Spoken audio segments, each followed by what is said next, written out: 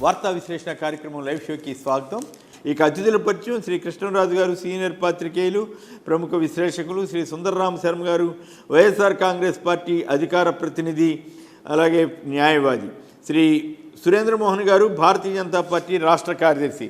ముందుగా ముఖ్యమంత్రి జగన్ గారు చేసిన వ్యాఖ్యలు, ఆయుధాలు ఇచ్చాం, ఇప్పటి వరకు 99% హామీలు అమలు చేయటమే హామీగా ఆయుధంగా తీసుకుని ప్రజల వద్దకు వెళ్ళి 175కి 175 గెలిచి రావాలంటూ ఆయన మాట్లాడారు. జగన్ గారు తన కేడర్ను ఉద్దేశించి ప్రసంగించారు. విశ్వసనీయతకు తాను మారుపేరైతే వంచనకు చంద్రబాబు మారుపేరని ఆయన అభివర్ణించారు. సో ఈ పరిణామాలతో పాటు వైఎస్ఆర్ కాంగ్రెస్ పార్టీకి ఓటు వేయకపోతే ప్రస్తుతం అమలు చేస్తున్న అనేక స్కీములు రద్దయిపోతాయని, వాలంటీర్ల వ్యవస్థ పోతుందని కూడా ఆయన హెచ్చరించారు. ఇది పొరపాటును కూడా అలా చేయొద్దని, అలాగే 175కి 175 స్థానాలు గెలిచి తీరాల్సిందేనని, రాజ్యసభలో ఖాళీ అయిన మాదిరిగా అసెంబ్లీలో ఎందుకు ఖాళీ కాకూడదని కూడా ఆయన ధీమాతో ప్రశ్నిస్తున్నారు. దీని తర్వాత టీడీపీలో కొంతమంది హిందూ వ్యతిరేకులకు కూడా టిక్కెట్లు ఎలా ఇచ్చారు, హిందూ దేవతల్ని బూతులు ఇచ్చిన ఒక అభ్యర్థికి బీజేపీ అభ్యర్థిని చెప్పుతో కొట్టిన, బీజేపీ నేతను చెప్పుతో కొట్టిన మరో అభ్యర్థికి, కొంతమంది సంఘ వ్యతిరేక శక్తులకు కూడా తెలుగుదేశం టిక్కెట్లు ఇచ్చిన వైనం, వాటి మీద కూడా చర్చలోకి వెళదాం. ముందుగా జగన్ స్పీచ్ మీద కృష్ణరాజు గారు తన విశ్లేషణ ఇస్తారు. సార్, ముందుగా మీకు అలాగే ప్యానెల్లో అందరికీ కూడా గుడ్ మార్నింగ్ అండి. జగన్మోహన్ రెడ్డి గారి నేను ప్రసంగం చూస్తూ ఉంటుంటే చాలా ఆలోచింపజేసేదిగా ఉంటూ ఒకవైపు, మరోవైపు నాయకులు కేడర్లో పూర్తి స్థాయిలో ఆత్మవిశ్వాసాన్ని నింపే విధంగా ఉంది. అంతేకాకుండా ఇది చాలా ప్రాక్టికల్గా ఉందండి. అంటే నేల విడిచి సాము చేయటం కాకుండా మనం ఏమి చేయగలమో అదే చేస్తాము, అదే చెబుతామని చెప్పి ఆయన గతంలో చెప్పారు, ఇప్పుడు చెప్తున్నారు. గతంలో చెప్పింది ఆయన ఇంచుమించు నెరవేర్చారు. ఏదో 1-2 అంశాలు తప్ప మిగతా అన్నీ కూడా ఆయన నెరవేర్చారు. అంతేకాకుండా నిన్న ప్రసంగంలో ఆయన మరొకసారి ఇది క్యాస్ట్ వార్ కాదు, క్లాస్ వార్ అని చెప్పి అన్నారండి. ఇది నిజంగానే ఒక పేదలకు పెత్తందారులకు మధ్య ఒక వైరుధ్యం, ఒక అంతరం అనేది ఆంధ్రప్రదేశ్లో చాలా ఉంది. అయితే ఈ ఆంధ్రప్రదేశ్ చరిత్రలో మొట్టమొదటిసారి ఈ అంతరం అనేది తగ్గింది, గ్యాప్ అనేది తగ్గింది. ఎలాగంటారంటే, మీకు ఈ జగన్మోహన్ రెడ్డి గారి హయాంలో దాదాపు ఈ 11.41 లక్షల కోట్ల రూపాయల మేరకు ఆయన ఈ పేద ప్రజల సంపదను పెంచారు, లేదా పేద ప్రజలకు సంపదను ఇచ్చారండి. ఫలితంగా ఏమైందంటే, లక్షలాది మంది ఈ పేదలు మొట్టమొదటిసారిగా ఈ పేదరికం నుంచి దిగువ మధ్య తరగతి శ్రేణిలోకి వెళ్ళారు. భారతదేశంలో ఇంత ఎన్మాస్గా ఈ 58 నెలల్లో ఇన్ని లక్షల మందో లేకపోతే ఇన్ని వేల లక్షల కుటుంబాలు పేదరికం నుంచి దిగువ మధ్య శ్రేణిలోకి వెళ్ళటం అనేది జరిగింది. అంటే ఇది సామాన్యమైన విషయం కాదు, ఇది ఒక సామాజిక విప్లవం లాంటిదిగా మనం భావించాలి. మీకు మహాత్మా గాంధీ గారు మీకు సర్వోదయ మూవ్మెంట్ ప్రారంభించారండి. దాంట్లో ప్రధాన అంశం ఏంటంటే సంపద అందరికీ సమానంగా ఉండాలి, అందరూ సమానంగా ఉండాలి అని చెప్పి అనేది. అటువంటి సర్వోదయ భావాలను, ఆ సిద్ధాంతాలను ఈ రోజున జగన్మోహన్ రెడ్డి గారు ఆంధ్రప్రదేశ్లో విజయవంతంగా ఇంప్లిమెంట్ చేస్తున్నారు. సరే, మీకు ఇంత చెప్పాను, సంపద ఎట్లా పెరిగిందని చెప్పి మనం అన్నప్పుడు ఈ ప్రభుత్వం నేరుగా కానీ లేకపోతే పరోక్షంగా కానీ దాదాపు 4 లక్షల కోట్ల రూపాయలు పేద ప్రజలకు ఇచ్చిందండి. భారతదేశంలో ఇంత పెద్ద మొత్తంలో ఏ రాష్ట్రం ఇవ్వలేదు, ఈవెన్ యూపీలో కూడా ఇవ్వలేదు. ఇది ఈ 4 లక్షల రూపాయలతో పాటు ఈ పేద ప్రజలకు ఇచ్చిన దాదాపు 31 లక్షల ఇళ్ల స్థలాలు. ఒక్కొక్క ఇళ్ల స్థలం ఖరీదు తక్కువలో తక్కువ మనం 2.50 అంటే 2.5 లక్షల రూపాయలు వేసుకుంటే మీకు ఈ పేదలకు సమకూరిన సంపదే దాదాపు 7.75 లక్షల కోట్ల రూపాయలు ఉందండి. అంటే ఒక్కసారిగా పేదలకు వారు కలలో కూడా ఊహించని సంపద అనేది వారికి సమకూరింది, నిధులు సమకూరుతున్నాయి. ఫలితంగా ఏమిటి, ఇది కాకుండా ఈ గృహ నిర్మాణాల రూపంలో ఇంకో 1 కోట్ల రూపాయలు ఈ పేదలకు సమకూరింది. అంటే దాదాపు మీకు ఈ 58 నెలల్లో 11.41 లక్షల కోట్ల రూపాయలు పేదలకు సంపద సమకూరింది. భారతదేశంలో ఏ రాష్ట్రంలోనూ కూడా ఇంత పెద్ద మొత్తంలో పేదలకు సంపద సమకూరలేదు. వారు ఈ రోజున ఆత్మవిశ్వాసంతో గర్వంగా జీవించగలుగుతున్నారు. దీనికి ఒక ఉదాహరణ ఏంటంటే ఈ రోజున మీకు చాలా మందికి ఒక సైడ్ ఎఫెక్ట్ ఏంటంటే మాకు లేబర్ దొరకట్లేదండి, మా ఇంటికి ఎవరో పనిచేయడం రావట్లేదని చెప్పి అన్నారు. ఎందుకు రావట్లేదండి? ఎందుకు రావట్లేదంటే పేదలకు అవకాశాలు పెరిగినాయి, పేదలకు సంపద వచ్చింది, పేదలు తమ కాళ్ళ మీద తాము నిలబడే పరిస్థితి వచ్చింది కాబట్టి వారు తమ వృత్తులను మార్చుకునే అవకాశం ఉంది. అటువంటి ఒక సామాజికమైన చైతన్యానికి, సామాజికమైన మార్పుకు, సామాజికమైన విప్లవానికి జగన్మోహన్ రెడ్డి గారి పాలన నిజంగా నాంది పలికిందని చెప్పి మనం భావించాలి. నిన్న ప్రసంగంలో ఆయన చూడు సాక్షి ఛానల్ చూడు.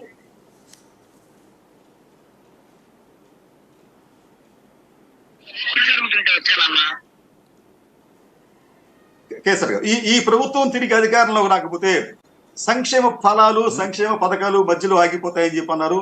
నిజానికి ఆ భయం అనేది ఈ పేద ప్రజల్లో సర్వత్రా ఉంది. కాబట్టి ఏమిటంటే ఈ రోజున ఈ పేద ప్రజలే జగన్మోహన్ రెడ్డి గారి ప్రభుత్వాన్ని తిరిగి అధికారంలోకి తెచ్చుకునే ఒక ప్రయత్నంలో ఉన్నారు.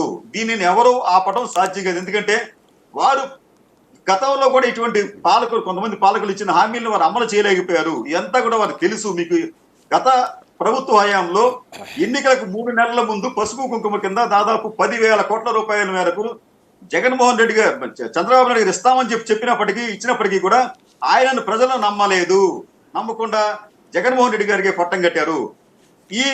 ఈ ప్రజల నమ్మకాన్ని జగన్మోహన్ రెడ్డి గారు ఎక్కడ వమ్ము చేయలేదు. కాబట్టి ఏమిటంటే ఈ నిన్నటి సభలో లేకపోతే నిన్నటి సమావేశంలో జగన్మోహన్ రెడ్డి గారు తన నాయకులకు, కేడర్కు, బూత్ స్థాయి నాయకులకు అందరికీ కూడా చక్కని దిశానిర్దేశం చేశారు.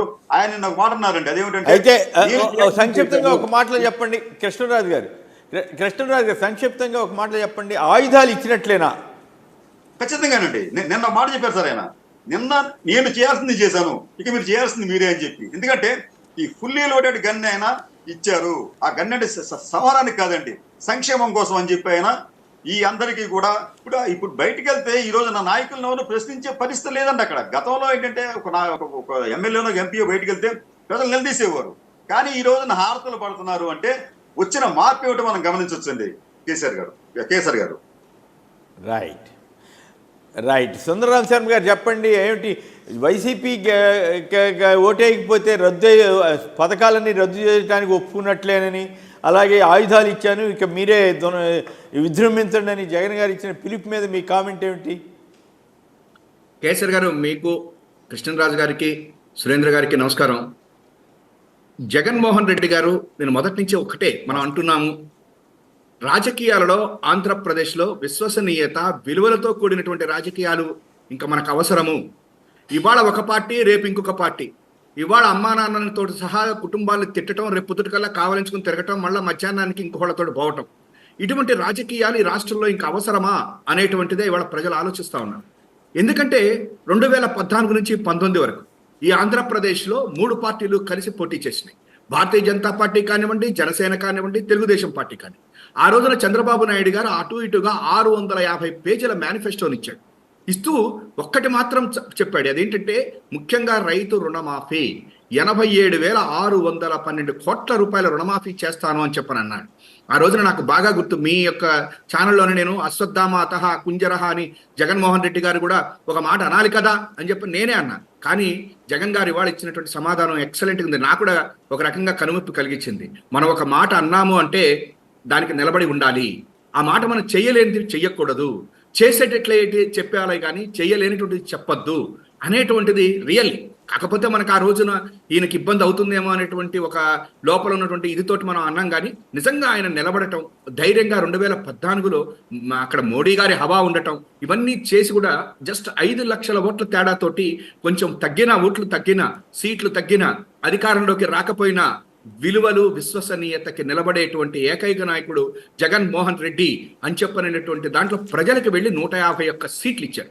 ఇవాటి రోజున చంద్రబాబు గారిని మనం ఒక్కటే క్వశ్చన్ వేస్తున్నాం, నువ్వు 2014 నుంచి 19 వరకు నువ్వు ఇచ్చిన మేనిఫెస్టోలో ఏమి అమలు చేశావు? నువ్వు ఆ రోజున ఈనాడు, ఈ ఆంధ్రజ్యోతి, ఈ TV5, ఈ దుష్ట చతుష్టయము, పచ్చ మీడియా ఆ రోజున చంద్రబాబు గారు ఇచ్చినటువంటి ఏవైతే హామీలు ఉన్నాయో వాటిని నెరవేర్చాము, ఇవి నెరవేర్చాము అని చెప్పిన ప్రజల్లోకి వెళ్ళేటువంటి దమ్ముందా? అయితే మనం ఇవాళ ఈనాడుని, ఆంధ్రజ్యోతిని వీళ్ళని ఎందుకు అంటున్నామంటే చంద్రబాబు గారు ప్రతిపక్ష నాయకుడు కాదు. ఇవాళ జగన్మోహన్ రెడ్డి గారికి ప్రతిపక్ష నాయకుడు ఎవరయ్యా అంటే ఈ ఆంధ్రజ్యోతి, ఈనాడే. ఎందుకంటే రోజు పొద్దున్నే ఏదో ఒకటి రాస్తూనే పోతున్నాయి, అదే రిపీట్గా చేస్తున్నాయి. ఇవాళ అప్పుల పాలైపోయింది శ్రీలంక వెంజులా అన్నట్టు రాస్తున్నటువంటి ఇదే ఈనాడు, ఇదే ఆంధ్రజ్యోతి ఇవాళ తాడేపల్లిగూడెంలో చేసేటువంటి సభలోట ఈ పథకాలన్నింటినీ మేము మార్చము, వీటిని కంటిన్యూ చేస్తాము అని చెప్తున్నట్ట. అసలు వాళ్ళకైనా మనకైనా లేకపోతే ఏమనుకుంటారు కాదు కంటిన్యూ చేయటం కాదు శర్మ గారు కంటిన్యూ చేయటమే కాదు, ఇంకా 3-4 రెట్లు ఎక్కువ ఇస్తామని చెబుతున్నారు. అది కరెక్ట్ సార్. అవును, ఈ పథకాలే కాదు ఇంకా కొంచెం ఎక్కువ కూడా ఇస్తాము అని చెప్తున్నారు. మరి ఎక్కడి నుంచి తెచ్చిస్తారు? ఇంటే మళ్ళా ప్రజలను మోసం చేయడానికి ముందుకు రావటం కాదా అని చెప్పని మనం ఆలోచించాలి. ఇంకొకటేనండి, ఇవాళ రోజున ఉత్తరాంధ్ర అయినా, రాయలసీమ అయినా, మన కృష్ణా గుంటూరు అయినా ప్రతి ఒక్కరికి, ప్రతి ఇంటికి, ప్రతి వాళ్ళకి కూడా ఒక ప్రయోజనం ఈ యొక్క జగన్మోహన్ రెడ్డి గారి ప్రభుత్వంలో జరిగిందా లేదా ఆలోచించుకునే మీ బిడ్డను ఆశీర్వదించండి, పైన దేవుడు కింద ప్రజల్ని నేను నమ్ముకున్నాను అన్నటువంటి జగన్ గారి యొక్క ధైర్యం డెఫినెట్ గా ప్రజలు హర్షిస్తారు. నేను చెప్పనని ఇంకొకటి ఏంటంటే ఇవాటి రోజున ఇస్తున్నటువంటి పథకాలలో నవ్వుతో నా భవిష్యత్ అండి. ఒక్క పింఛన్ల గురించి చెప్తానండి. ఒక సినిమా కూడా వచ్చింది, ఆ ముసలం వెళ్ళి తిరిగి చివరికి అక్కడ చనిపోతుంది. అటువంటివి ఎన్నో చూసామండి. అటువంటిది పింఛన్లు అంటే ఆ అవ్వ తాతలకి ఆ వృద్ధాప్యంలో ఇంట్లో నుంచి బయటికి కదలేకపోయినా కూడా వాళ్ళ 31వ తారీఖు అంటే 1వ తారీఖు పొద్దున్నే పింఛన్లు అందుతున్నాయి అని చెప్పారు. ఇవన్నీ ఆయుధాలు అవుతాయి అంటారా? అదే ఆయుధాలుగా మారుతాయా జగన్ గారికి? ఇవన్నీ ఆయుధాలేనండి, ఇవన్నీ ఆయుధాలేనండి. జగన్ గారికి కాదండి, ఈ వెళ్ళేటువంటి మా కార్యకర్తలకి, వెళ్ళేటువంటి వాళ్ళకి ప్రజలు మీ ఆయుధాలు మాకు జగన్ గారు మీరు ఆయుధాలు మాకు ఇచ్చేశారు, మీరు రండి మా ఇంటికి భోజనం పెడతాం, ఎందుకంటే పింఛన్లు నాకు 1వ తారీఖున వస్తున్నాయి. ఇంట్లో కూర్చుని మంచం మీద కూర్చుని నడవలేనటువంటి అవ్వాతాత కూడా పొద్దున్నే వెళ్ళి ఆ వాలంటీర్ ఎప్పుడైతే ఇచ్చాడో వెంటనే మందులు కొనుక్కోవడానికి వాటన్నిటికీ కూడా ఏ రకమైనటువంటి ఇది ఇచ్చాడో అదే ఆయుధం. ఆ ఆయుధాలు ఇవాళ కార్యకర్తలు లేకపోతే అక్కడ కంటెస్ట్ చేసినటువంటి ఎమ్మెల్యేలు వీళ్ళందరికీ కూడా ఇవ్వటం అనేటువంటిది ఇప్పటి వరకు ఈ దేశ చరిత్రలో జరిగింది. నాకు గుర్తున్నంత వరకు మోడీ గారు కూడా ఒక రకంగా మీరందరూ కూడా ఇంటింటికి వెళ్ళాలి, మనం చేసినటువంటి బెనిఫిట్స్ చెప్పాలి అని చెప్పని ఆయన చెప్పారు. ఇది గుడ్ థింగ్. ఎందుకంటే ప్రతి ప్రభుత్వం కూడా మేము ఇవి చేశాము అని ప్రజల దగ్గరికి ఎన్నికల సమయంలో వెళ్ళాలి, కానీ వాళ్ళ పత్రికలో లేకపోతే వాళ్ళు ఎంతసేపటికి బురద చల్లుతూ ఎదుటి ప్రభుత్వాన్ని చేయటం కాదు అనేటువంటిది. విద్య, వైద్యం, వ్యవసాయం ఈ 3 కూడా ఈ భారతదేశానికి చాలా అవసరం. అటువంటి వాటిల్లో ముఖ్యంగా విద్య విషయంలో, వైద్యం విషయంలో, వ్యవసాయంలో జగన్ గారు తీసుకొచ్చినటువంటి సంస్కరణలు ఏవైతే ఉన్నాయో నభూతో నా భవిష్యత్ కేసీఆర్ గారు. ఎందుకంటే విద్య అనేటువంటిది ఆస్తి. ఇవాళ మన ఆస్తి ఒక్కటి చివరిగా కంక్లూడ్ చేసేస్తాను. ఈ విద్య అనేటువంటిది ఆస్తి, మన కోట్ల రూపాయల ఆస్తి వచ్చే, కానీ అది ఉపయోగం లేదు. కానీ విద్య అనేటువంటిది అవసరము అని గుర్తించి ఇప్పటి వరకు ఎన్నో ప్రభుత్వాలు చేస్తున్నా ఆ ప్రభుత్వాల కంటే కూడా ఇవాళ విద్యను మన దగ్గరికి తీసుకుని వెళ్ళి కార్పొరేట్ స్కూల్స్ లాంటివి చేసి మధ్యతరగతి వాడు, పేదవాడు కూడా చదువుకునేటువంటి పరిస్థితిని తీసుకురావటం అనేటువంటిది. వైద్యం విషయంలో ఆసుపత్రులు కట్టి మెడిసిన్ సీట్ ఎప్పుడు వస్తుంది రాదు, నేను చదువుకోలేను, నా దగ్గర డబ్బులు లేవు అంటే నువ్వు డాక్టర్ అవుతావో ఏమవుతావో ఏదైనా చేసుకో, నీ చదువుకి ఇక్కడ ప్రభుత్వం అండగా ఉంటుంది అని చెప్పని చంద్రబాబు గారు ఈ విద్య అనేటువంటిది ప్రభుత్వ బాధ్యత కాదు అంటే ఇది ప్రభుత్వ బాధ్యతే. ప్రతి ఒక్కరికి ప్రభుత్వం ఆస్తి ఏంటి అంటే విద్య ఇస్తుంది అని చెప్పని వెళ్ళినటువంటి ఆయుధం ఏదైతే ఉందో, వైద్యం ఆయుధం అయితే ఏదైతే ఉందో, పోర్టులు కట్టి షిప్పింగ్ హార్బర్లు ఇప్పటి వరకు చంద్రబాబు గారు 14 సంవత్సరాలైన తేలైనటువంటి ఆయుధం ఏదైతే ఉందో, ఈ ఆయుధాలు అన్నీ కూడా ఇవాళ వైఎస్ఆర్సీపీకి సంబంధించిన పోటీ చేస్తున్నటువంటి కార్యకర్తలు వీళ్ళకే కాకుండా క్యాండిడేట్లకే కాకుండా ప్రతి ఆయుధం కూడా ప్రతి కార్యకర్త ఇంటికి వెళ్ళి చెప్పేటువంటి అవకాశం ఇవాళ జగన్మోహన్ రెడ్డి గారు ఇచ్చారు. డెఫినెట్ గా ఈ ఆయుధం విశ్వసనీయత విలువలతో కూడినటువంటి ఆయుధాలతోటి జగన్మోహన్ రెడ్డి గారు రేపు 2024 ఎన్నికల్లో విజయ దుందుబి మోగిస్తారు. ఈ ఈనాడు విషయం, ఆంధ్రజ్యోతి విషయం, ఈ పచ్చ పత్రికల విషయం మొత్తం కూడా వాళ్ళ యొక్క కోరలు పీకేసే రోజులు దగ్గరలో ఉన్నాయి. ప్రజలు ఆ పని చేస్తారు అని చెప్పని నేను అనుకుంటున్నాను. కేసీఆర్ గారు. రైట్. శ్రీధర్ గారు సాలూరు నుంచి. శ్రీధర్ గారు నమస్కారం, మాట్లాడండి. జగన్ గారు తన పార్టీ వారికి ఆయుధాలు ఇచ్చినట్లేనా? 175 ఎందుకు గెలవకూడదు అంటున్నారు? వైసీపీకి ఓటు వేయకపోతే ఈ పథకాలన్నీ కూడా ఒప్పుకున్నట్లే, రద్దు చేసే అవకాశం ఉంటుంది, రద్దు చేయడానికి ఒప్పుకున్నట్లే అని అంటున్నారు జగన్ గారు. మీరేమంటారు? నమస్తే సార్. నమస్తే నమస్తే. సార్. ఆ, నమస్తే సార్, అక్కడ ఉన్న పెద్దలందరికీ నమస్కారం సార్. సార్ అక్కడ ఉన్న వాళ్ళందరూ పెద్దలందరికీ మీరు టీవీ వింటూ మాట్లాడకూడదు మిత్రమా. చాలా సార్లు అనమాట మీ లైవ్ షో మాట్లాడాలనుకున్న ఈసారి నాకు అవకాశం వచ్చింది సార్. ఇప్పుడు జగన్మోహన్ మరి రెడ్డి మాట్లాడండి తొందరగా. సీట్లు అంటే కంపల్సరీగా 170 రావాలి సార్. ఎందుకంటే ఇప్పుడు ఇంట్లో ప్రతి ఒక్క పెన్షన్ కానుక, ప్రతి ఒక్కటి ఇంటింటికి రైస్ అని ప్రతిదీ కూడా ఇంటి దగ్గరకు వస్తాను సార్. ఒకవేళ జగన్మోహన్ రెడ్డి గారికి కానీ గెలిపించకపోతే రేపు ఎందుకు మళ్ళీ ఈ జనాలందరూ అనమాట ఊర్లో పడి అనమాట ఎవరైనా కథలో తిరగాలి సార్. కనుక కంపల్సరీగా అనమాట జగన్మోహన్ రెడ్డి గారు గెలవాలి. 175 వస్తేనే మళ్ళీ ఈ సంక్షేమం అంతా జరుగుతుంది sir. Right, okay. Sanjeev Reddy గారు, కృష్ణా జిల్లా. సంజీవ్ రెడ్డి గారు నమస్కారం. సంక్షిప్తంగా. నమస్తే సార్. ఏం లేదు, 170 నియోజకవర్గాలు ఉండే కానీ మనకి ఈ మొన్న మీ శ్రీకాకుళంలో 170 కిడ్నీలకి వాటర్ సప్లై చేశారు జగన్ గారు. ఈ మధ్య ఒక డాక్టర్ గారు టీవీలో చెబుతాం 30,000 ఇంజక్షన్ కూడా చోట రెడీకి పెట్టారు. ఇలాంటి జనాలకు కొంతమంది తెలియట్లేదండి. ఒక 170 నియోజకవర్గం ఒక ఎమ్మెల్యేలు ప్రచారంకి వచ్చినప్పుడు అవన్నీ ఒక వీడియో లాగా చూసి ప్రచారం పల్లెటూరులో అక్కడక్కడ ఎట్టని ప్రచారానికి వస్తుందిగా. దాంతో పాటు ఒక ఎమ్మెల్యే గారు ఒక వీడియో లాగా తయారు చేసి 170 నియోజకవర్గాలు తిరుగుతూ వల్ల నష్టమేం లేదుగా. అది 10 మందికి తెలిసిద్దండి. సాయంత్రం పూట అయితే పల్లెటూరులో ప్రతి వాళ్ళు బయట కూర్చుంటా ఉంటారు. సో అవన్నీ ఆయుధాలుగానే ఎమ్మెల్యే గారికి అది అవన్నీ ఆయుధాలుగానే తీసుకోవాలంటారు.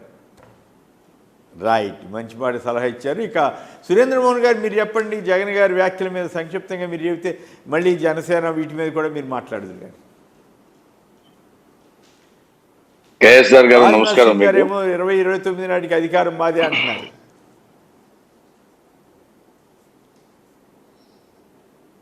జగన్మోహన్ రెడ్డి గారి వ్యాఖ్యలు ఆయన యొక్క చాలా విశ్వాసంగా ప్రజల దగ్గరికి వెళ్ళండి అని చెప్పి ఒక గట్టి నమ్మకంతో వారు చెప్తున్నటువంటి విషయం మొదటి నుంచి కూడా చెప్తున్నారు.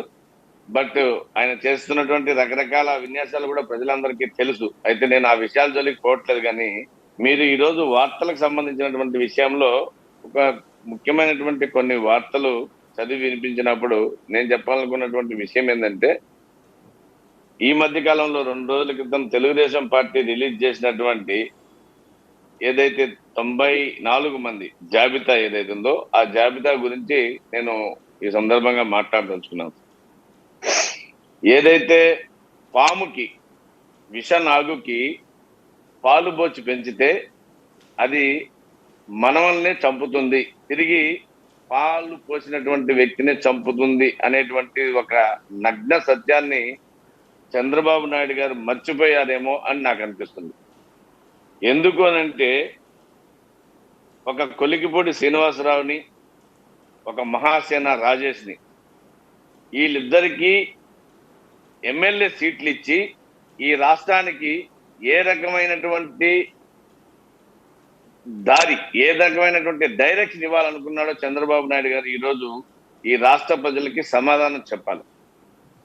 ముఖ్యంగా మహాసేన రాజేష్ అనేటువంటి వ్యక్తి ఒక విష నాగు కంటే కూడా భయంకరమైనటువంటి వ్యక్తి. ఆ వ్యక్తి కులాల మధ్య చిచ్చు పెట్టడం, మతాల మధ్య విద్వేషాలు రెచ్చగొట్టడమే అతని యొక్క నైజం. కేవలం సోషల్ మీడియాలో ఫేమస్ కావడం కోసం తన అక్కాస్నంతా కూడా హిందూ సమాజం మీద కక్కి అనేక రకాలుగా, అంటే సాక్షాత్తు ఈరోజు ప్రజలందరూ కూడా గమనించాలి. అతను చెప్పినటువంటి మాటలు ఏంటంటే, హిందువుల పిల్లలు, అగ్రవర్ణాలకు సంబంధించినటువంటి అమ్మాయిల్ని ఎవరైతే లేపుకొచ్చి పెళ్లి చేసుకొని నాకు తెలియజేస్తారో వాళ్ళకి నేను 10 లక్షల రూపాయలు బహుమతి ఇస్తాను, ప్రతి హిందూ అమ్మాయిని లేపుకురండి, ప్రేమించి లేపుకురండి అని చెప్పి క్రిస్టియన్ సమాజాన్ని ఉద్దేశించి అతను చెప్పినటువంటి వ్యాఖ్యలు సమాజం మర్చిపోలేదు. మరి చంద్రబాబు నాయుడు గారికి గుర్తుందా, గుర్తులేదా? మరి చంద్రబాబు నాయుడు గారు దాన్ని ప్రోత్సహిస్తున్నాడా? ఈరోజు మహాసేన రాజేష్కి ఎమ్మెల్యే సీట్ ఇవ్వడం అంటే, ఇలాంటి వాళ్ళు రేపు రాబోయేటువంటి ఇంకొక 5 సంవత్సరాల ఎన్నికల్లో ఇలాంటి వాళ్ళు 100ల మంది నియోజకవర్గానికి ఒకటి పుట్టుకొస్తాడు చంద్రబాబు నాయుడు గారి చర్య కారణంగా. ఆహా, ఈ విధంగా మాట్లాడితేనే కరెక్ట్ ఏమో అనేటువంటి విధంగా ఈరోజు వారికి సీటు ఇచ్చి ప్రోత్సహించడం ఏదైతే ఉందో ఇది అత్యంత ఘోరం. హిందూ సమాజం ఈ సందర్భంగా సాక్షి ఛానల్ ద్వారా నేను తెలుగుదేశం క్యాడర్ కి చంద్రబాబు నాయుడు గారికి తెలియజేస్తున్నా, మీరు మహాసేన రాజేష్ విషయంలో పునరాలోచన చేయకపోతే, ఇదే కొనసాగితే హిందూ సమాజం మొత్తం కూడా ఒక్క పి గన్నవరంలో కాదు ఆంధ్ర రాష్ట్ర వ్యాప్తంగా ఈ రోజు హిందూ సమాజం చాలా జాగృతంగా ఉంది. ఏదైతే నిగురుగప్పిన నీరులో ఉంది. అంటే అది ఏ రోజు విజృంభిస్తుందో ఊహకు అందనంత నిగురుడమై ఉంది. దాన్ని గెలిగేటువంటి ప్రయత్నం ఈరోజు చంద్రబాబు నాయుడు గారు చేశారు. ఖచ్చితంగా ఇదే ధోరణితో చంద్రబాబు నాయుడు గారు కానీ మహాసేన రాజేష్ విషయంలో పునరాలోచన చేయకపోతే అది పి గన్నవరము లేకపోతే ఈస్ట్ గోదావరి జిల్లా అమలాపురం కోనసీమ జిల్లాకి సంబంధించిందే కాదు, ఈ రాష్ట్ర వ్యాప్తంగా ఉన్నటువంటి హిందువులందరూ కూడా తెలుగుదేశం పార్టీకి వ్యతిరేకంగా ఓటేసేటువంటి పరిస్థితి వస్తుంది. కాబట్టి దయచేసి ఇలాంటి అయితే అట్లా కాదు సురేంద్రమోహన్ గారు మీరు ఒక చెప్తున్నాను సార్, ఒక చెప్తున్నా మీరు సురేంద్రమోహన్ గారు అతనికి అంటే నా పాయింట్ ఏంటంటే అసలు సీట్ ఇవ్వటమే అభ్యంతరకరం కదా. తానేదో హిందూ మతోద్ధారకుడంటూ ప్రచారం చేసుకున్న చంద్రబాబు నాయుడు గారు అట్లాగే జనసేనతో పొత్తు పెట్టుకుని ఎవరితో పెట్టుకున్న నేపథ్యంలో అసలు ఆశ్చర్యం ఏంటంటే జనసేన వాళ్ళని బండబూతులు చెప్పడానికి కూడా వీల్లేదు. ఆయన మాట్లాడిన ఆయనకి టికెట్ ఇచ్చారంటే జనసేన పవన్ కళ్యాణ్ గారికి ఏమాత్రం ఫీల్ అవట్లా, మీరన్నా ఫీల్ అయ్యారు. అట్లాగే హిందూ మతోద్ధారకుండని చెప్పుకున్న చంద్రబాబు గారు పవన్ కళ్యాణ్లు వాళ్ళు ఫీల్ అవట్లా, విచిత్రంగా మీరు ఫీల్ అవుతున్నారు. అది ఆసక్తికరంగా ఉంది. ఇది నిజంగా ఎట్లా జనం ఇప్పుడు అసలు చంద్రబాబు గారు ఇచ్చినందుకే తప్పు పట్టాలి కదా. అదే చెప్తాను, నేను తప్పట్టుంది మహాసేన రాజేష్ తప్పట్టడం లేదు, నేను తప్పట్టుంది చంద్రబాబు నాయుడు గారిని తప్పట్టున్నా. ఇలాంటి పనికి మాలిన వ్యక్తుల్ని, ఇలాంటి విష నాగులకి ఈరోజు మీరు ప్రోత్సహిస్తే రాబోయే కాలంలో ప్రతి నియోజకవర్గంలో ప్రతి గ్రామంలో ఇలాంటి విష నాగు పుట్టుకొస్తుంది. ఎందుకంటే మీలాంటి వ్యక్తుల యొక్క ప్రోత్సాహం లభిస్తుంది అనేటువంటి ఉద్దేశంతో ఇలాంటి విషనాగులు ప్రతి దగ్గర పుట్టుకొస్తారు. కాబట్టి చంద్రబాబు నాయుడు గారు గ్రహించాలి, ఇలాంటి విషనాగుల్ని ఆదిలోనే అణచకపోతే నువ్వు సీట్ ఇచ్చి ప్రోత్సహించి చేస్తే నువ్వు ఖచ్చితంగా హిందూ సమాజాన్ని రెచ్చగొట్టినట్టే. హిందూ సమాజాన్ని నువ్వు హిందూ సమాజం సరేనండి, హిందూ సమాజం సరే, అట్లా కాదండి. జనసేన వాళ్ళని పచ్చిబూతులా అయ్యో చాలా నాకైతే చేదర వేసింది. అంత పచ్చిబూతులు తింటే కూడా ఆయనకి టికెట్ ఇస్తే ఆయన టికెట్ని ఎక్కడ ప్రకటించారండి?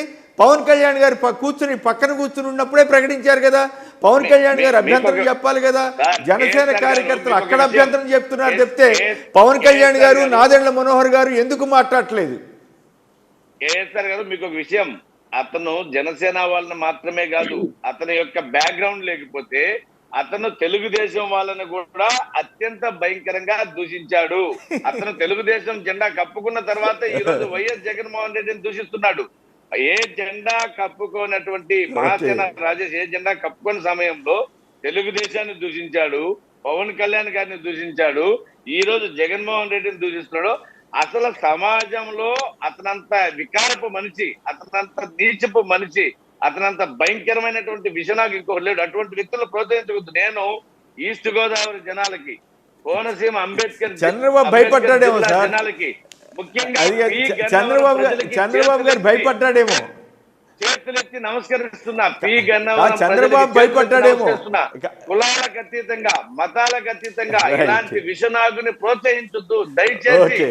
ఓట్లతో సరే అతనికి బుద్ధి చెప్పి అతన్ని ఓడించితే హిందూ సమాజంలో హిందువుగా పుట్టిన ప్రతి ఒక్కటి ఏ కులమైనా, అది అయినా రెడ్డి అయినా దళితుడైనా ఎవరైనా సరే హిందూ కులంలో పుట్టిన ప్రతి వ్యక్తి కూడా ఈ మహాసేన రాజేష్ అనేటువంటి ఒక చేయాలని చెప్పి ఈ సందర్భంగా మీ అందరినీ చేతులెత్తి మొక్కుతున్నా. రైట్. నరసరావుపేట నుంచి సురేష్ గారు ఒక లైన్లో ఉన్నారు. సురేష్ గారు నమస్కారం, చెప్పండి. చాలా ఆవేదనతో సురేంద్రమోహన్ గారు మాట్లాడారు. చంద్రబాబు గారు ఇలాంటి వాళ్ళకి ఎందుకు భయపడ్డారు? ఇంకా సురేంద్రమోహన్ గారు బీజేపీ నేతను కొట్టినటువంటి, చెప్పుతో కొట్టినటువంటి మరో వ్యక్తికి కూడా నాకు వాళ్ళ పేర్లు ప్రస్తావించడం అంత పెద్ద అవసరం లేదనుకుంటున్నాను, వారే చెప్పారు కాబట్టి. బీజేపీ నేతను కొట్టిన వ్యక్తి, చెప్పుతో కొట్టిన వ్యక్తికి కూడా సీట్ ఇచ్చారు. అంటే వాళ్ళిద్దరూ చంద్రబాబు గారిని అంత భయపెట్టారా? అంటే చంద్రబాబు గారు ఇన్నాళ్ళు హిందూ అని కథలు చెప్తున్నటువంటి తీరంతా కూడా అబద్ధమేననుకోవాలా? సురేష్ గారు. ఇప్పుడున్న వాళ్ళందరికీ నమస్కారం సార్. ముఖ్యంగా బీజేపీ నాయకులు బాగానే మాట్లాడారు కానీ అది వాస్తవం కాదు. వాళ్ళందరూ కూడా కలిసి ఉన్నారు కాబట్టి మరి చంద్రబాబు గారు చేసే రాజకీయం అందరికీ తెలిసిందే, ప్రజల్లో ఉంది జగన్ గారు. కాబట్టి వీళ్ళు ఇటువంటి ఎన్ని ప్రసంగాలు చేసిన వాళ్ళు ఒకటే అని అందరికీ అర్థం అవుతుంది. బీజేపీ నాయకులు ఇప్పటికైనా కానీ తెలుసుకొని చంద్రబాబు నాయుడు తోటి పవన్ కళ్యాణ్ మాటలు నమ్మి వాళ్ళతో ఉండొద్దు అనే మేము హెచ్చరిస్తున్నాం సార్.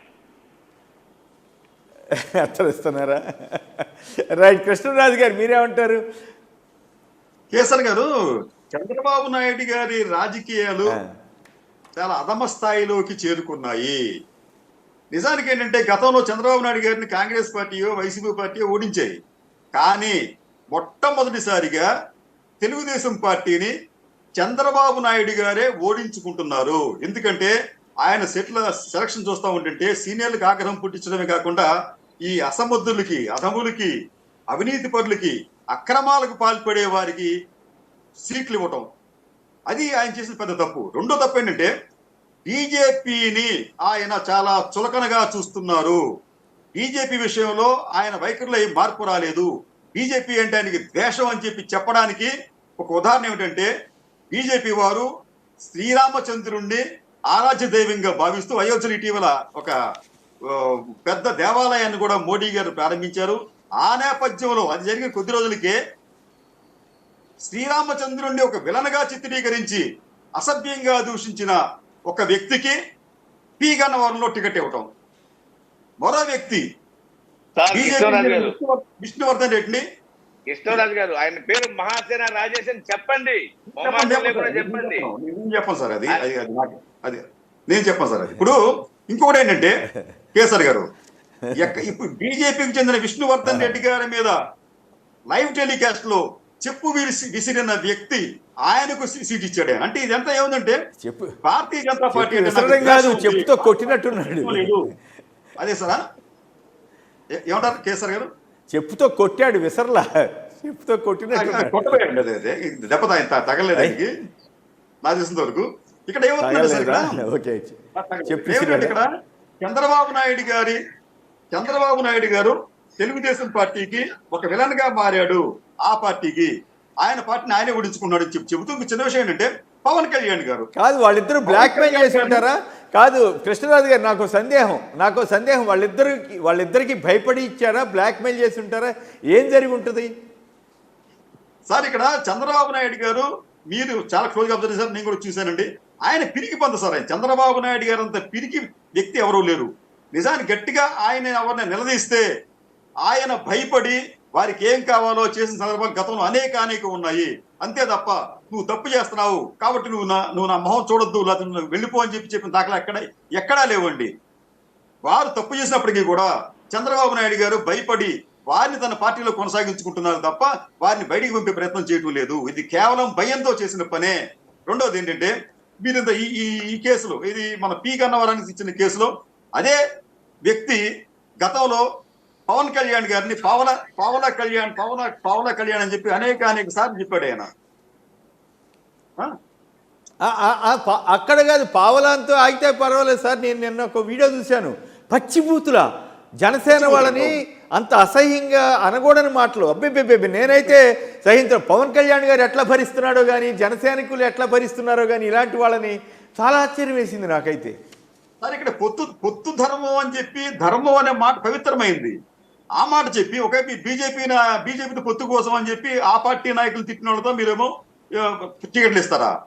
ఆ పార్టీ మీద దాడి చేసిన వాళ్ళతో టికెట్లు ఇస్తారా? మరోవైపు ఇటువంటి వ్యక్తులు పి గన్నవరంలో పోటీ చేసే వ్యక్తికి ఇప్పుడు పవన్ కళ్యాణ్ తిట్టినప్పటికీ కూడా టికెట్ ఇవ్వటం, దానిని అక్కడే ఉన్న పవన్ కళ్యాణ్ వ్యతిరేకించకపోవటం, ఇది మరి విడ్డూరంగా ఉంది. అంటే వీరందరూ కూడా అరాచక శక్తులకు లొంగిపోయారని చెప్పి మనం అర్థం చేసుకోవాలి కేసీఆర్ గారు. రైట్. రణధీర్ గారు హైదరాబాద్ నుంచి. రణధీర్ గారు. కొమ్మినేని గారు గుడ్ మార్నింగ్ సార్. కొమ్మినేని గారు గుడ్ మార్నింగ్ సార్. సార్ ఇక్కడ రెండు విషయాల మీద మాట్లాడతాను సార్. నిన్న జగన్ గారు కార్యకర్తలకి నాయకులకు ఇచ్చిన దిశానిర్దేశం వాళ్ళకి కొండంత బలం సార్. నిజంగా ఒక్కొక్క పదం చాలా ఇంపార్టెన్స్ వాళ్ళు రిసీవ్ చేసుకుంటే కార్యకర్తలంతా కూడా.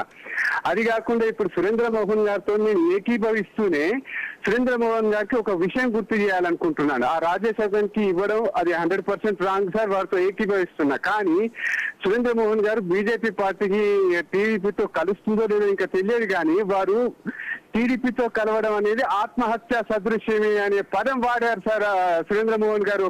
ఒకసారి ఇదే సాక్షి టీవీలో ఈ సాయంత్రం వచ్చే బిగ్ క్వశ్చన్ డిబేట్ లో. మరి అలాంటి పార్టీతో మళ్ళీ బీజేపీ కలవడానికి కూడా అంటే వాడారు సార్, సురేంద్ర మోహన్ గారే వాడారు ఆత్మహత్య సదృశ్యమే అని చెప్పి. కరెక్టే, కానీ అన్ని ఆయన చేతిలో ఉండవు కదా. ఒకవేళ జరుగుతుందో లేదో తెలీదు, వారి చేతిలో లేని వాటికి ఆయన ఏం సమాధానం చెప్తారు. కోటేశ్వరరావు గారు రాజమండ్రి. కోటేశ్వరరావు రైట్. కోటేశ్వరరావు రాజమండ్రి నుంచి. చంద్రబాబు నాయుడు గారు ఒక తప్పుడు వ్యక్తికి ఎమ్మెల్యే సీట్ ఇచ్చారంటారు కదండి సురేంద్ర మోహన్ గారు. హలో చెప్పండి. అలాంటి చెప్పండి. వీళ్ళ వ్యక్తికి పొత్తు పెట్టడానికి బీజేపీ వాళ్ళు సిద్ధం అవుతున్నారు కదండి. అది ఎంత మాత్రం కరెక్ట్ కాదండి. వాళ్ళు కూడా ఆలోచించుకోవాలండి. ఇలాంటి వ్యక్తులతో పొత్తు పెట్టుకోవాలి, మేము పెట్టుకోవాలని ఆలోచించుకొని జతగలిస్తే మంచిదండి. లేకపోతే ఆ తప్పు వీళ్ళు చేసినట్టు అవుద్దండి. కాదుగా, ఆయన అట్లా హిందువులకి అవమానం జరిగింది, హిందూ దేవాలయాలకు అవమానం జరిగిందని ప్రచారం చేసే చంద్రబాబు నాయుడు గారు హిందూ దేవుళ్ళని బండబూతులు తిట్టిన వ్యక్తికి టికెట్ ఇచ్చి ఆయన అసలు నైజం బయటపెట్టారనే విమర్శలకి గురవుతున్నాడు. మరి ఆయన ఏం సమాధానం చెప్తాడు? ఇంతవరకు ఏం మాట్లాడలేదు. ఇక మరో బీజేపీ నాయకుడిని, పైగా రాష్ట్ర ఉపాధ్యక్షుడు, ఏదో అంత పెద్ద నాయకుడిని ఇసిరేసి చెప్పుతో కొట్టబోయినంత వ్యక్తిని టికెట్ ఇచ్చాడు. మరి జనసేన వాళ్ళేమో జనసేనని బండబూతులు తిట్టాడు ఆయన. నాకు అది ఆశ్చర్యం. బండబూతులు తిట్టిన జనసేన వాళ్ళు అభ్యంతరం కూడా చెప్పలే. పాపం ఆ లోకల్ క్యాడర్ అంతా గందరగోళంగా ఫీల్ అవుతున్నారు. కానీ రైట్. శర్మ గారు. సార్ ఇవాళ మనం ఒక చిన్న విషనాగు గురించి మాట్లాడుతున్నాం, కానీ అసలు ఈ రాష్ట్రానికి పెద్ద విషనాగు చంద్రబాబు గారే. ఆయన పక్కన ఉన్నటువంటి ఆ దుష్ట చతుష్టయం పచ్చ మీడియా అనే పెద్ద విషనాగులు. ఎందుకు ఈ మాట అంటున్నానంటే నేను ఏదో వాళ్ళని చులకనో తక్కువ చేసో కాదు వాళ్ళని. ఎందుకంటే ప్రతి ఎన్నికల సమయంలోనూ కూడా ఇటువంటిది అటుపక్కన హిందువులు మతాలని రెచ్చగొడతారు, కులాలని రెచ్చగొడతారు, లేకపోతే వాళ్ళకి కావలసిన విధంగా ఇష్టం వచ్చినట్టుగా రాసుకుంటూ పోతూ ఉండేటువంటి ఈ పెద్ద విషనాగులు ఈ చిన్న చిన్న విషనాగుల్ని ఎందుకు తెస్తారు అని చెప్పంటే డెఫినెట్గా ఆ విషనాగుల్ని కూడా కలుపుకొని వాళ్ళ చేత వీళ్ళు మాట్లాడించాల్సింది కూడా మాట్లాడిస్తుంటారు. చంద్రబాబు నాయుడు గారు హిందూ ఉద్ధారకుడు కాదు. హిందూ ధర్మాన్ని గురించి ఆయన మాట్లాడినటువంటి చాలా ఉన్నాయి.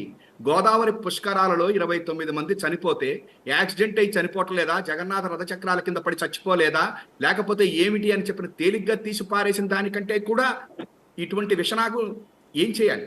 ఇంకొకటి, ఇవాటి రోజున అయ్యప్పలు మాలలు వేసుకుంటుంటే మద్యం యొక్క ఆదాయం తగ్గిపోయింది అని మాట్లాడినటువంటి చంద్రబాబు నాయుడు గారు వీళ్ళందరూ కూడా హిందూ ఉద్ధారకులు కాదు, హిందూ ధర్మానికి వీళ్ళు డెఫినెట్ గా విషనాగులే. అటువంటి విషనాగులు చిన్న చిన్న విషనాగుల్ని పెంచడంలో మనం ఏమీ ఆశ్చర్యపడక్కర్లేదు. ఇంకొక విషయం నేను ఇవాళ కొత్తగా చూశాను. నిజమే, హిందువులు ధర్మము ఎన్టీ రామారావు గారిని మనం రాముడు కృష్ణుడి కింద చేస్తే నేను ఇవాళ చంద్రబాబు గారిని కానీ ఆ పచ్చపత్రికలను ఒక క్వశ్చన్ అడుగుతున్నా. ఇవాళ హిందూ ధర్మం రామరాజ్యం అనేటువంటి చోట చంద్రబాబు నాయుడు గారు ఏ రోజైనా ఒక చిన్న రాముడి యొక్క విగ్రహాన్ని తీసుకొచ్చాడా, బుద్ధుడి విగ్రహాన్ని తీసుకొచ్చాడు? దాన్ని నేను తప్పు పట్టట్ల, బౌద్ధుల్ని యొక్క ఇదిని నేను తప్పు పట్టట్ల, ఆయన తీసుకొచ్చినటువంటి దాన్ని. కానీ ఒక్క కృష్ణుడి బొమ్మ కానీ ఒక్క రాముడి బొమ్మ కానీ ఎప్పుడన్నా పెట్టాడా అని అడుగుతున్నా. చివరికి హుస్సేన్ సాగర్ లో కూడా బుద్ధ విగ్రహం పెట్టారే తప్ప రాముడి విగ్రహం ఎందుకు పెట్టలే? రామరాజ్యం అని చెప్పిన ఎప్పుడైనా చంద్రబాబు అన్నాడా? కాబట్టి చంద్రబాబు నాయుడు గారు కానీ ఆ పచ్చ పత్రికలకి లేదు. ఇక రామోజీరావు గారి గురించి నేను చెప్పక్కర్లా. ఆయన ఎప్పుడన్నా తన ఆఫీసు దగ్గర ఒక కొబ్బరికాయ కొట్టి హిందూ ధర్మం అని చెప్పని మాట్లాడా? మాట్లాడలేదే. అటువంటి ఆయన కూడా హిందూ ధర్మం గురించి ఇవాళ రాస్తాడు. హిందూ ధర్మానికి ఇది జరిగింది, అన్యాయం జరిగింది అని చెప్పనని రాస్తాడు. కాబట్టి ఇవాళ చిన్న మహాసేనలో అతని గురించో నేను మాట్లాడలేదు. అట్లా కాదు కదా శర్మ గారు. ఇప్పుడు స్పిరిచువలిజం కూడా బిజినెస్గా మార్చేసుకుని లాభపడుతున్న వ్యాపారులు చాలా మంది ఉన్నారు కదా. కాబట్టి రామోజీరావుని అందుకు అతీతం అని అనుకోలేము. సార్ వ్యాపారంగా చేసుకున్నటువంటి వాళ్ళు ఎవరు కూడా వాళ్ళు పక్కనున్నారే తప్ప రామోజీరావు గారు ఈనాడు పేపర్లలోగా జగన్మోహన్ రెడ్డి గారు హిందూ వ్యతిరేకి, లేకపోతే మతంలో ఇది చేస్తున్నాడు, తిరుపతికి ఎట్లా వెళ్తాడు, డిక్లరేషన్ ఇదేం చెప్పనని ఎవడు అనలేదండి. వాళ్ళు వ్యాపారాలు చేసుకోనివ్వండి. ఈయన కూడా అదేదో కడదాం అనుకున్నాడు, ఏదో మోడీ గారు వస్తున్నారు, సబ్జెక్టు కరెక్షన్ నాకు తెలియదు అన్నారు. నేను ఇవాళ ఒకటే చెప్తున్నా, రామోజీరావు గారు ఒక కొబ్బరికాయన్నా కొట్టాడా ఎప్పుడన్నా ఒక దేవాలయానికి వెళ్ళాడా? అటువంటి ఆయన కూడా ఇవాటి రోజున జగన్మోహన్ రెడ్డి గారి గురించి మాట్లాడుతున్నాడు అని అడుగుతున్నాను. జగన్మోహన్ రెడ్డి గారు తిరుపతి వెళ్ళటానికి ఒక రాజ్యాంగబద్ధంగా కొన్ని కాదు. జగన్మోహన్ రెడ్డి గారు వెళ్ళేటువంటి దాన్ని వెళ్ళి తీరాలి అని చెప్పని చివరికి న్యాయస్థానం కూడా చెప్పింది. నేను కూడా మీ ఛానల్లో మీ దాంట్లో కూడా చెప్పాను, వెళ్ళి తీరాలి. ఇవాళ నేను ఒక్కటే అడుగుతున్నానండి, ఇవాళ రోజున పచ్చి బూతులు హిందూ ధర్మాన్ని తిట్టేటువంటి వాళ్ళు, లేకపోతే ఇంకోటే కాదు, ఏ మతాన్ని తిట్టినటువంటి వాళ్ళనైనా తప్పనిసరిగా రాజకీయ పార్టీలు వాళ్ళకి సీట్లు ఇచ్చే ముందు ఆలోచన చేయాల్సినటువంటి అవసరం ఉంది. ఇంకొకటి, ఇవాళ రోజున చంద్రబాబు నాయుడు గారు బీజేపీ తోటి వెళ్తారు. ఒక్క నిమిషమే సార్, అదే మోడీ గారిని ఆయనే తిడతాడు, అదే బాలకృష్ణ తిడతాడు. అంత దారుణంగా తిట్టాడు బాలకృష్ణ గారిని మనం చూసాం. కానీ ఇవాళ వాళ్ళతో కలుస్తాను అంటాడు. ఇందాక మీరు పెట్టినటువంటి వాళ్ళందరూ కూడా అదే చెప్తున్నారు, కాలర్స్ అందరూ కూడా బీజేపీ వాళ్ళు ఎట్లా కలుస్తారు అని చెప్పని అడుగుతున్నారు.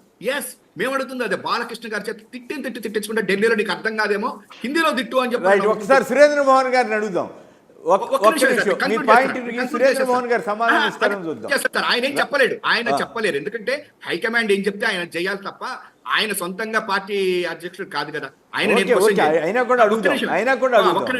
ఒక్క నిమిషం ఇవాళ నేను ఒక్కటే చెప్తాను, ఇవాళ హిందూ ఉద్ధారకుడు చంద్రబాబు కాదు. లేకపోతే చంద్రబాబు ఎవరికి సీట్లు ఇచ్చినా కూడా విషనాగులకే ఇచ్చుకుంటాడు, అదే పెద్ద విషనాగు. ఇంకొకటి కూడా నేను చెప్తున్నా, ఇవాళ హిందూ ధర్మాన్నే కాదు ఈ రాష్ట్రంలో కుల మత ధర్మాన్ని రక్షించేటువంటి వ్యక్తి జగన్మోహన్ రెడ్డి గారు. అందరికీ సమానంగా పాస్టర్లు, పూజారులు, మసీదులో ఉండే వాళ్ళందరికీ కూడా సమానంగా అందరికీ చేస్తున్నాడని చెప్తున్నా. హిందూ ధర్మ రక్షణ ఇది ఒక్కటి దయచేసి, హిందూ ధర్మ రక్షణ కోసం మిరాసి వంశపారంపర్యాన్ని తీసేస్తే దాన్ని తీసుకొచ్చినటువంటి వ్యక్తి ఇవాళ జగన్మోహన్ రెడ్డి గారు. ధార్మిక పరిషత్ లేకపోతే చంద్రబాబు నాయుడు 2014 నుంచి 19 వరకు ధార్మిక పరిషత్ క్లోజ్ చేస్తే ఇవాళ మళ్ళా 21 మందితోటి ధార్మిక పరిషత్ పెట్టినటువంటి వాడు జగన్మోహన్ రెడ్డి గారు. అందుకని చంద్రబాబు గారు కాదు హిందూ ధర్మ ఉద్ధరించేది, ప్రతి మతాన్ని, హిందూ ధర్మమే కదా ప్రతి మతాన్ని, ముఖ్యంగా మా హిందూ ధర్మాన్ని, ముఖ్యంగా హిందూ ధర్మ దేవాలయాల్ని రక్షిస్తున్న జగన్మోహన్ రెడ్డి గారు. నేను తిరుపతి వెళ్ళానండి శర్మ గారు.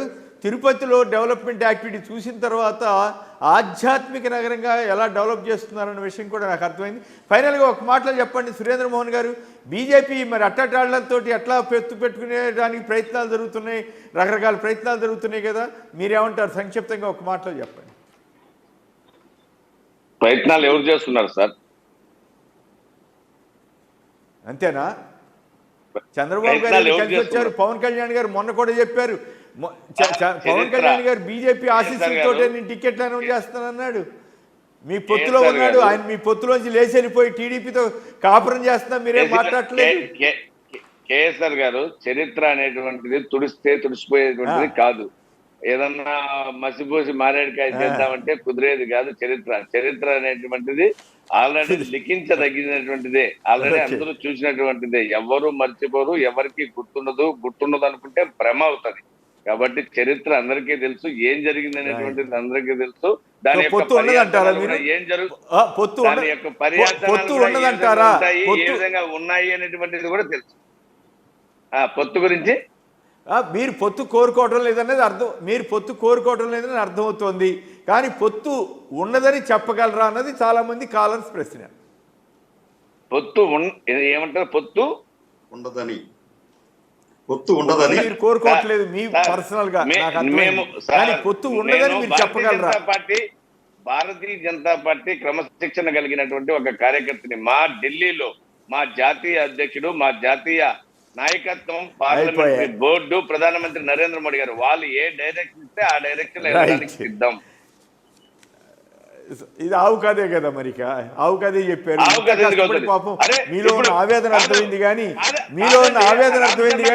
మీ బలహీనత కూడా అర్థమైపోయింది. కాదు, రామ్ శర్మ గారు ఉన్నారండి, జగన్మోహన్ రెడ్డి గారు చెప్పింది కాదనుకుండా చేస్తారా? కదే ఉంది. అది వేరు, ఇది వేరు, ఆ కథ వేరు, ఈ కథ వేరు. శర్మ గారు బీజేపీని, శర్మ గారు ఆయన పార్టీతో ఉన్న పొత్తులో ఉన్న పార్టీని అనలేదు కదా, ఆయనకి అసలు పొత్తు లేదు, సమస్య లేదు కదా. రైట్, ఓకే ఓకే, మీ ఇష్టం. అయితే రేపు మహాసేన రాజేష్ని మీరు సమర్థిస్తారా? మీరు రేపు కాదండి, మీరు చెప్పండి, మహాసేన రాజేష్ గురించి మీరు మాట్లాడారు కదా, మీరు అంత ఆవేశంగా రేపు పొత్తు పెట్టుకుంటే ఆయన్ని సమర్థిస్తారా? ఆయనకి ఓటేయాలి కదా, మీరు వెళ్ళి ఆయనకి మీరు ఓటేస్తారా? మరి ఎందుకు వేస్తాం సార్? మహాసేన రాజేష్ ఓటు ఎందుకు వేస్తాం సార్? మహాసేన రాజేష్ ఓడించమని కోరుకుంటున్నాం. పొత్తుంటే గురించి నేను మాట్లాడను, ఊహాజనిత విషయాల గురించి నేను మాట్లాడను. Okay right, okay. కృష్ణరాజు గారు, సుందరరామ శర్మ గారు, సురేంద్ర మోహన్ గారు, అందరికీ ధన్యవాదాలు. ఇది నేటి వార్తా విశ్లేషణ కార్యక్రమం. నమస్కారం.